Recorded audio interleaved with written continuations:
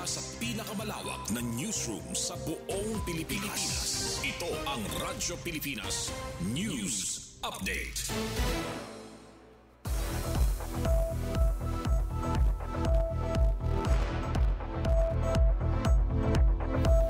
Oras sa bugos nga Pilipinas, 1:55 p.m. Mapay nga kulop sa aton nga tanan, adyan na aton mga balita sa na nga pangurason. Eleksyon 2025 sa siyudad sang Calbayog, naging manilampuson ngan hapsay.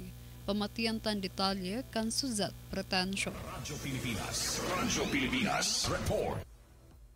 Apisar sa mga aberya nga na eksperyensya sa mga automated counting machines o ACMs naging manilampuson, hapsay nga generally peaceful ang national and local midterm elections sa naglabay nga Lunes, Mayo 12. Samtang kasagaran nga na-report nga insidente sa technical issue ang pagkamayada sa paper jam sa mga ACMs sa mga magkadordelain nga presinto sa mga iba-iba nga eskwelahan.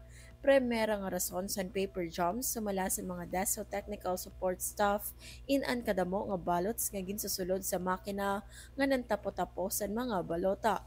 Dagmit naman ini nga naresolba nga mga issue rason sa hapsay nga piniliay. Nagpahayag naman ang mga botante, partikular na ang mga PWDs ngan senior citizens san era pasasalamat sa mahimyang, malaksi ngan malinawon nga proseso san pagboto.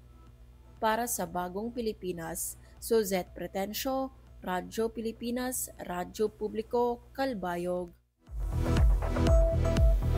Winning candidates sa bungto Santa Lolora ug Santa Margarita formal na nga ginproklama kakulok nga adlaw. Pamatian tan detalye sa pagbalik ni Suzette Pretensyo. Radyo Pilipinas Report.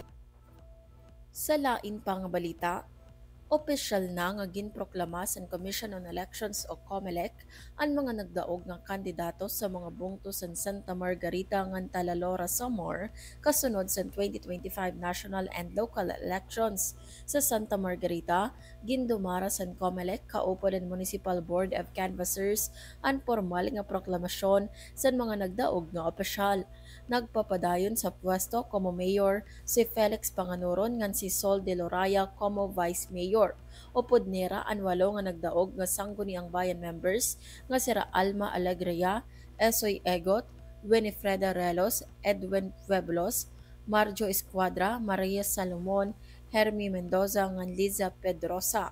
Samtang sa Talalora, nagpapadayon gihapon sa pwesto sira Mayor Rosabel Costello ngan Vice Mayor Leonelo Costello.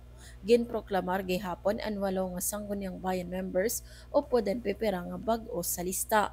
Nagpapadayon san malinaw ngan waray samok nga eleksyon ngan proklamasyon sa duha nga bungto usa nga pagpamatuod san masinabdanon nga pagpadalagan san demokratiko nga proseso.